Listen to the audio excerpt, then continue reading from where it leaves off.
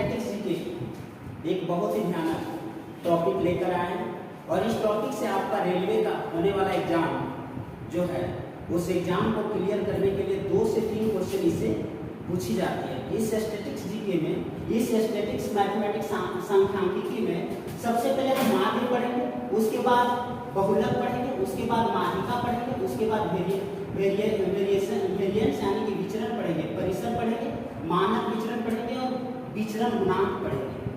सबसे पहले हम इसको एक ही उदाहरण के अनुसार हम सबको समझाएंगे और इस टॉपिक से जितना भी क्वेश्चन पूछे जाते हैं इस क्वेश्चन को हम सॉल्व करेंगे।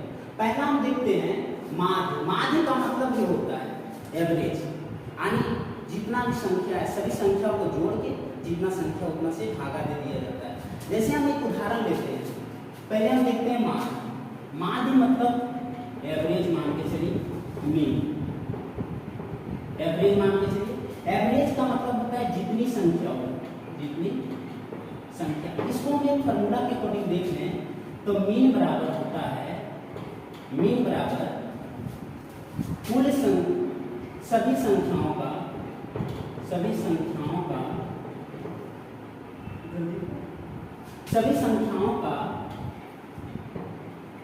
योग बटे कुल संख्या,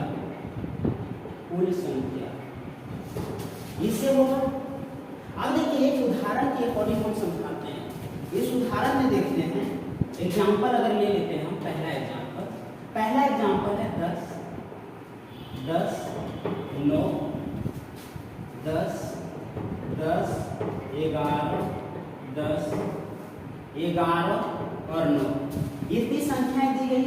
इस संख्या को हमको क्या करना है, माध्य निकालते हैं। इसको मिटा देते हैं कुछ देर के लिए, माध्य निकालते हैं। तो सभी संख्याओं का योग यानी 10 plus 10 plus 9 plus 10 plus 10 plus 11 plus 10 plus 11 plus 9 बट्टा कितना संख्या, तो 1 2 3 4 5 6 7 8 9, 9 संख्या। 9 से हम क्या करेंगे, भागा दे देंगे। 9 से क्या करेंगे, भागा दे देंगे। अब सभी संख्या को काउंट करते हैं, 10 10 20 29 39 49 60 70 और इधर 20 90 हो गया। इस 90 को क्या करना है, इस 90 को 9 से भागा देना है और मेरा आंसर क्या आ गया, मीन आ गया मेरा, यानी माध्य आ गया मेरा 10। ऐसा ही अगर कोई भी क्वेश्चन है इसको हम बना सकते हैं। ये पहला था। अगर हम दूसरा देखते हैं माध्यिका के अकॉर्डिंग सोचते हैं तो माध्यिका ये हो गया, माध्य हो गया। अब दूसरा देखते हैं माध्यिका में क्या होता है देखिएगा। ऐसा ही उदाहरण लेके जो भी बुक आपके पास है आप उससे बना सकते हैं। दूसरा हो गया माध्यिका थोड़ा समझिएगा। माध्यिका बहुत ही अच्छा टॉपिक है और इससे बहुत सारा क्वेश्चन पूछी जाती है। माध्यिका का मतलब होता है बीच वाला, यानी कोई भी कितना भी संख्या है और जितना संख्या है उस संख्या को बीच वाला का मान जो आएगा वो संख्या होता है। जैसे देखिए इसमें सबसे पहले कोई भी संख्या, जितनी भी संख्या दिया रहे उस संख्या को असेंडिंग ऑर्डर में सजाना होता है। इसमें असेंडिंग ऑर्डर में मतलब बढ़ते क्रम में, आरोही क्रम में सजाना। असेंडिंग ऑर्डर में सजाना यानी आरोही क्रम में सजाना, आरोही क्रम में यानी कि आरोही क्रम में सजाना, यानी कि असेंडिंग ऑर्डर में सजाना है। जैसे असेंडिंग ऑर्डर में सजा दिया, एग्जाम्पल के थ्रू हम देखते हैं, वही क्वेश्चन लेते हैं जो पिछला लिए थे, 10 10 9 10 10 11 10 11 और 9। ये संख्या 1 2 3 4 5 6 7 8 9 वही संख्या।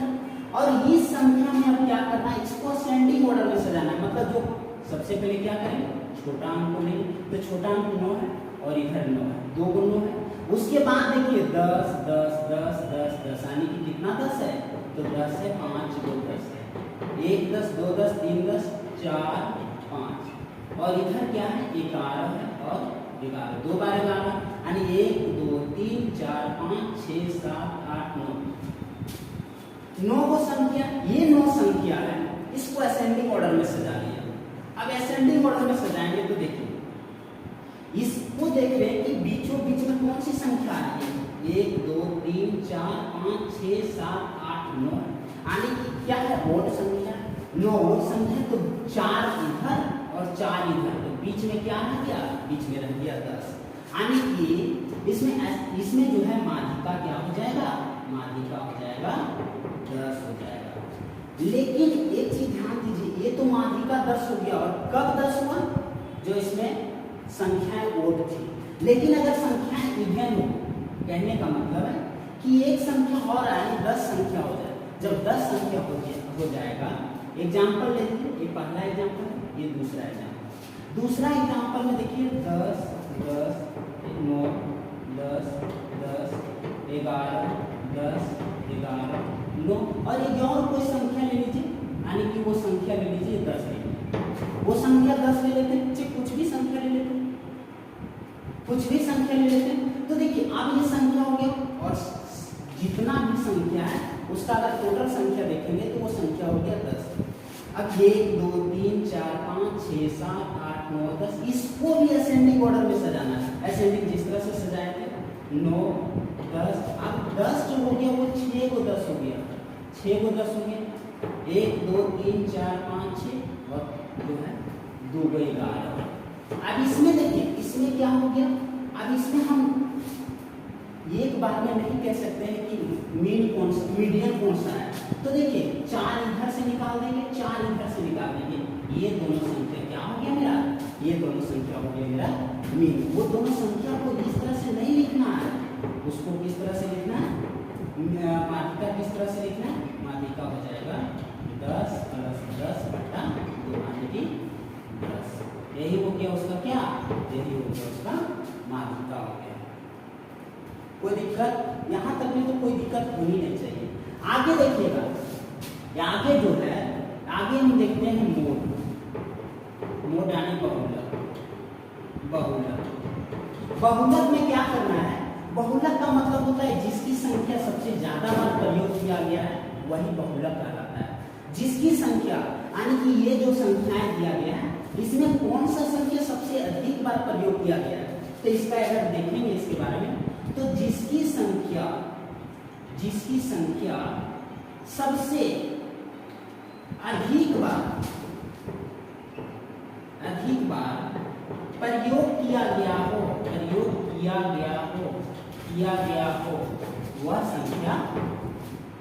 वह संख्या ही बहुलक कहलाता है, बहुलक कहलाता है। अब इसमें देखेंगे बहुलक कौन है, ये संख्या में मान के चलिए, ये वाला मेरा उदाहरण, एग्जाम्पल मेरा ये वाला है, 10 है, 10 9 10 1 10 11 10 11 9 10, इतना मेरा संख्या। इस संख्या में देखेंगे कि बहुलक कौन है, तो देखिए 10 कितना बार लिखा गया, 1 2 3 4 5 6, यानी बहुलक क्या हो गया, बहुलक हो गया 10।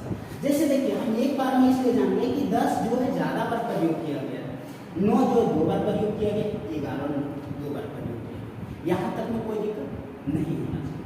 आगे देखिएगा, यहाँ तक ऐसा होगा कि आप लिख लिए होंगे। आगे देखिए, आगे देखिए,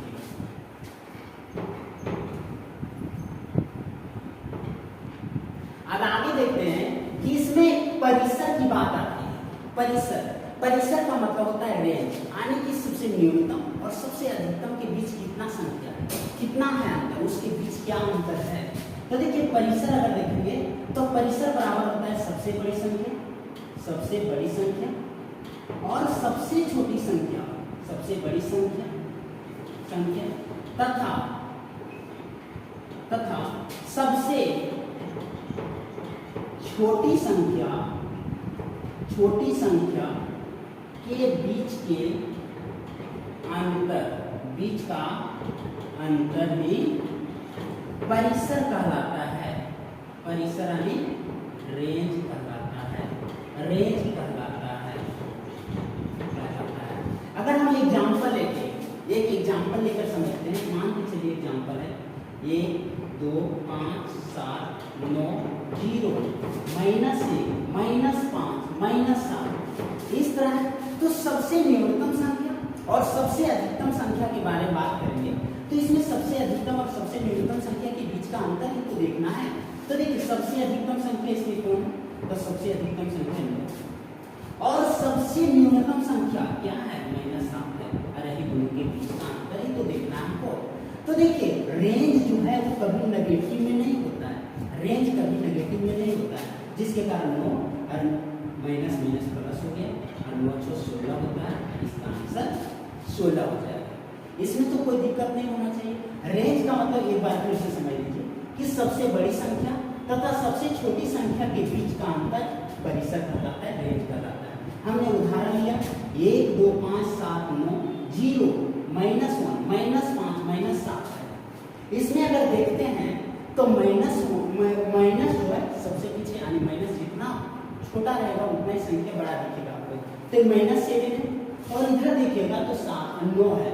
तो 9 और -7 के बीच अगर देखेंगे तो 16 हो जाएगा। आंसर ये वाला हो जाएगा।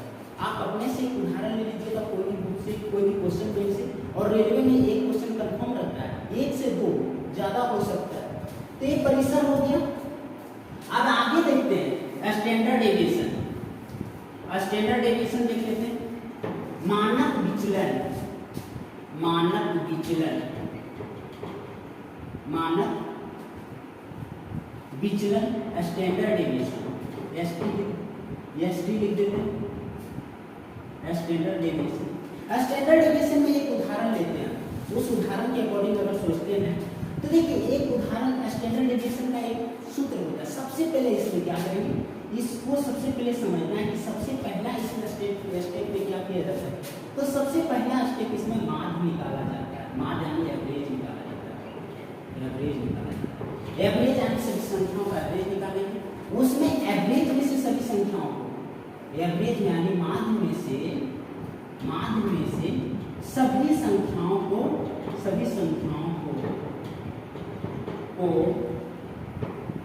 घटाया जाता है। उसके बाद देखिए एक छोटा मोटा जो है एक उदाहरण ले लेते हैं। उदाहरण वही ले लेते हैं जो पहले हमने लिखा था, यानी 10 10 9 10 10 11 10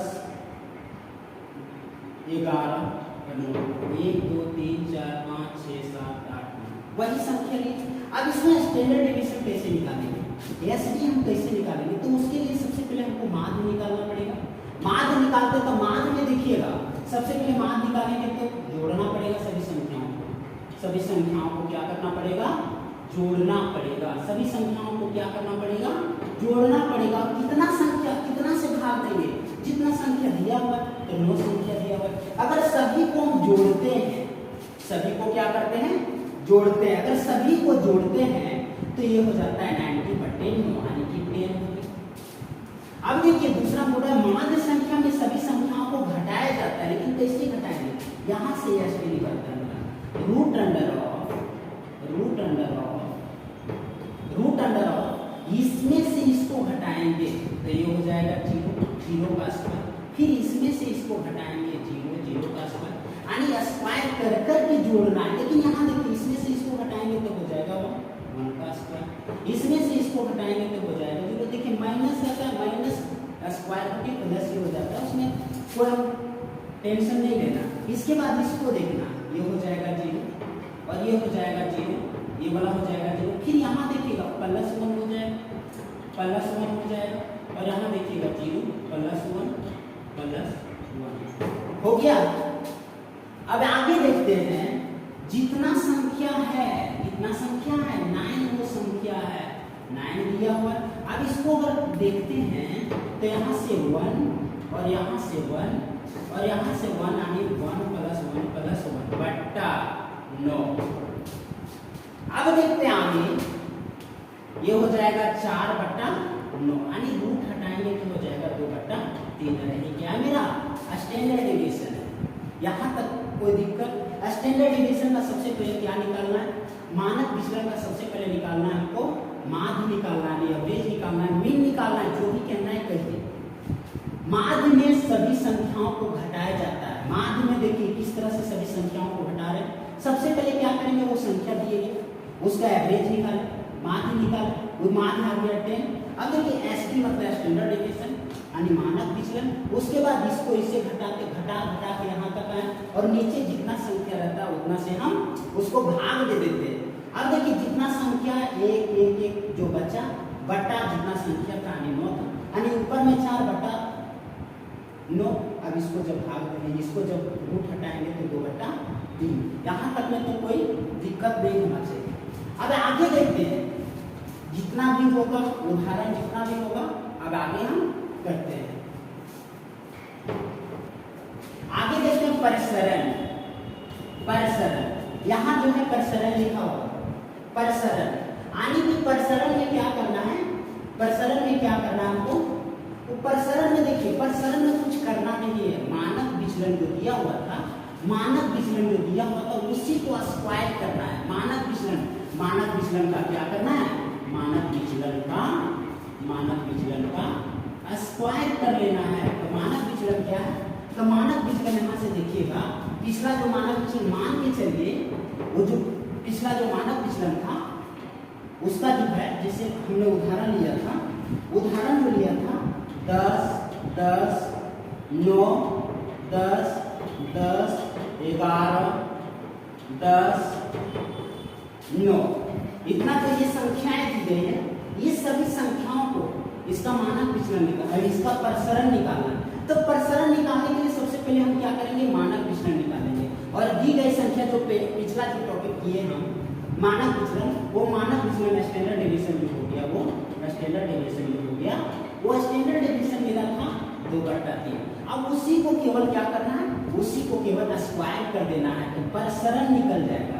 क्या निकल जाएगा, परसरण निकल जाएगा। तो 2/3 का स्क्वायर करेंगे और ये मेरा क्या हो जाएगा, 4/9 और ये हो जाएगा मेरा आंसर। कोई भी क्वेश्चन बनाइए इसमें कहीं कोई दिक्कत नहीं होगा।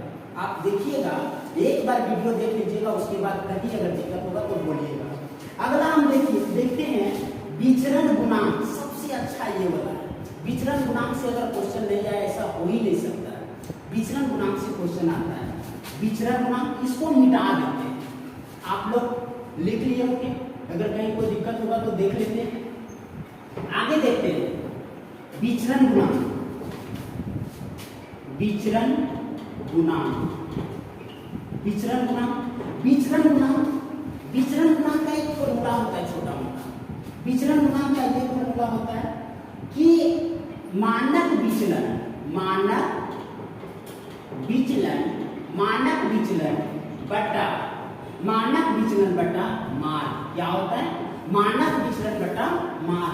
और ये चीज ध्यान दीजिएगा, विचरण गुणांक हमेशा परसेंटेज में लिखी जाती है और ये परसेंटेज के कारण भी इसमें 100 लगा दिया जाता है। अब मानक विचलन क्या है, अगर दी गई संख्या कोई भी संख्या ले लीजिए उसका मानक विचलन निकालना है। एग्जाम्पल ले लीजिए, क्वेश्चन ले लीजिए 10, तो वही क्वेश्चन को ले लेते हैं, वही क्वेश्चन को 2 बार बनाते हैं, 3 बार बनाते हैं, जितना बार बनाइए। कॉन्सेप्ट सिखा रहे हैं, आप क्वेश्चन खुद से बना लीजिएगा इसका। अब मानक विचलन निकालेंगे तो मानक एसटी निकल जाएगा, एसटी निकल जाएगा इसका 2/3, 2/3 एसटी निकल गया। और माध्य क्या है, माध्य कहने का मतलब है ये सभी संख्याओं को जोड़िए और जितना संख्या उतना से घटा दीजिए। तो सभी संख्याओं को जोड़ते हैं तो 90/9 आता है, यानी कि 10 हो गया। यानी एसटी जो है 2/3 और माध्य जो है 10 है। अब इसमें विचरण गुणांक जब निकालते हैं, विचरण गुणांक जब निकालते हैं तो देखिए 2/3 बट्टा ये वाला 10 इनटू परसेंटेज में आंसर लाने के लिए क्या करते हैं, 100 से भागा देते हैं, इसको काटते हैं। अब ये देखिए ये इस तरह से प्राप्त हो गया, ये वाला 20 हो गया। इसको जब काटते हैं तो 6/2/3, 6/2/3 और ये मेरा क्या हो गया आंसर। दोस्तों जितना मैंने स्टैटिक संख्यांकिकी पढ़ाया, ये संख्यांकिकी को एक बार देखिएगा, देखने के बाद आप कोई भी सेट से क्वेश्चन बनाइएगा। जितना भी सेट हो, ग्रुप डी का सेट हो, एनटीपीसी का सेट हो, चाहे तो एसएससी सीजीएल का, एसएससी सीएचएसएल जो भी स्टैंडर्ड का टेस्ट हो, आप उस टेस्ट को बनाइएगा, उसके बाद देखिएगा कि क्वेश्चन अब छूट रहा है। अब ये भी क्वेश्चन नहीं छूट रहा होगा, काहे कि हमने इसका प्रयोग किया है और इसलिए आपके साथ शेयर कर रहा हूँ। Thank you.